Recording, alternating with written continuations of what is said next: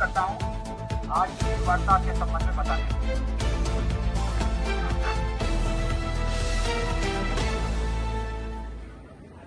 नमस्कार देवी और सज्जनों, जय हिंद। जय हिंद सर। जय हिंद, वंदे मातरम।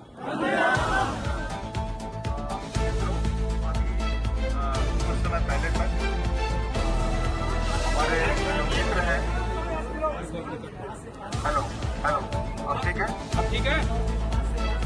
आगे पास से कर लो, ठीक है। मित्रों, कुछ समय पहले तक हमारे जो मित्र हैं रुंगटा जी एवं आपके जो अन्य प्रतिनिधिगण हैं उनके साथ विभाग में वार्ता चल रही थी। वार्ता काफी लंबी चली, लगभग 1.5 घंटा। वार्ता में जो भी बिंदु हमारे जो दिव्यांग भाई बहन हैं, चाहे वो दृष्टिबाधित हो चाहे वो अन्य दिव्यांगता से पीड़ित हो, वो मुद्दा था स्क्राइब गाइडलाइन का। तो उससे संबंधित जो विभिन्न बिंदु थे उन पे खुले दिमाग से विस्तृत चर्चा हुई। रुंगटा जी ने आप सभी की जो कंसर्न थी उनसे हमको अवगत कराया, रूबरू कराया। हमने भी विभाग के जो दृष्टिकोण था उससे आपके प्रतिनिधिमंडल को रूबरू कराया, अवगत कराया। कई नई चीजें दोनों पक्षों को एक दूसरे के बारे में मालूम चली एवं जो वार्ता हुई, वार्ता इस बिंदु पे संपन्न हुई कि हम और आप अलग अलग इकाई ना होके हम एक ही समाज का एक ही अंग है एवं हमारा जो अल्टीमेट गोल है वो है दिव्यांगजन जो भाई बहन है उनका कल्याण करना, उनके लिए रोजगार के अवसर, उनके लिए शिक्षा के अवसर उपलब्ध कराना। इस जो साझा जो टारगेट है इसमें हमारे इस साझा टारगेट को लेकर बीच में कोई मतभेद नहीं है। ये वार्ता में संपन्न हुआ और इस साझा टारगेट को अचीव हम किस प्रकार से करेंगे, वहाँ से जो रास्ता जाता है वो हम साथ में मिलकर तय करेंगे। कोई पक्ष अपने सुझाव देने, किसी के पक्ष के सुझाव है, किसी के पक्ष कोई पक्ष सुझाव नहीं दे पाया या किसी के पक्ष से सुझाव हुए वो सही समय पे सही जगह तक नहीं पहुँचे, वो चीज़ों का ध्यान रखते हुए सबको साथ में लेके स्क्राइब गाइडलाइन का जो बिंदु बताए रुंगटा जी ने, जो समस्याएं आ रही है ना, कब से एप्लीकेबल है और क्या कहते हैं कंसल्टेशन को और वाइड कराया जाए और कुछ जो गाइडलाइंस को इम्प्लीमेंट कर रही है बॉडीज उनमें कहीं कहीं स्पष्टीकरण का अभाव है तो किस प्रकार से त्वरित कार्रवाई करके उस क्या कहते हैं कंफ्यूजन को तुरंत तत्काल प्रभाव से दूर किया जाए, इस पे चर्चा हुई। एवं चर्चा खाली इसलिए नहीं हुई कि एक बैठक चली 1.5 घंटा संपन्न हो गई। वो जो चर्चा के जो आउटकम है वो लोग बोलते हैं भविष्य, कुछ लोग बोलते हैं निकट भविष्य, मैं बोल रहा हूँ अति निकट भविष्य में दृष्टिगोचर होंगे। ऐसा मेरा आश्वासन नहीं है, ऐसा मेरा विश्वास है। तो क्योंकि 1.5 घंटा चर्चा चली है, दोबारा से कोई बिंदु चर्चा को रिप्रोड्यूस करने का कोई वो नहीं है।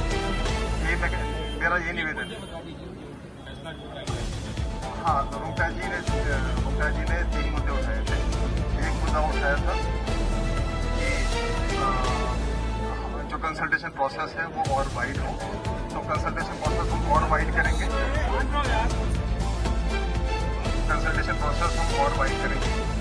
दूसरा मुद्दा उन्होंने उठाया था कि जो मौजूदा गाइडलाइन है उनको कैबिनेट अबेंस रखा जाए। उसके लिए मैंने उनको कोई आश्वासन नहीं दिया है, बल्कि मैंने कहा है कि इसको टॉप प्रायोरिटी पे रखें, इस पर शीघ्र ही निर्णय लिया जाए। अब वो निर्णय हम आपको कम्युनिकेट भी कर देंगे।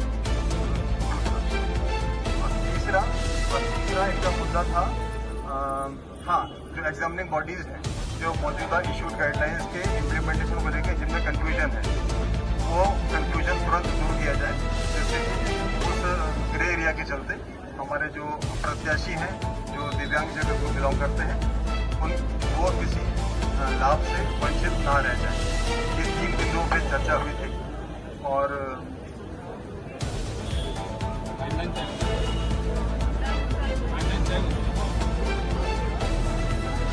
कंसल्टेशन प्रोसेस के लिए मैक्सिमम 2 सप्ताह का समय हम लोगों ने रखा रखा है।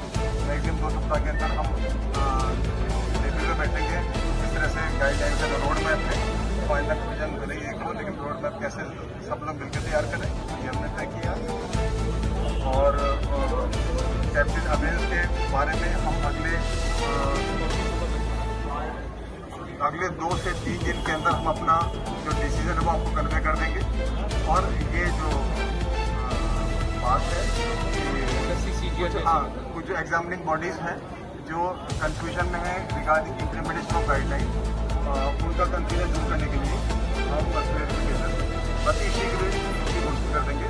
मतलब अति शीघ्र का मतलब बहुत ही कम, अगले 2-3 दिनों के अंदर ही हम क्लेरिफिकेशन इशू कर देंगे। तो दैट जो परीक्षा आसन हो गई, जो सिर पे आके खड़ी है जो परीक्षा, उन परीक्षाओं में जो प्रत्याशी है वो अनावश्यक रूप से किसी लाभ से वंचित ना रहे।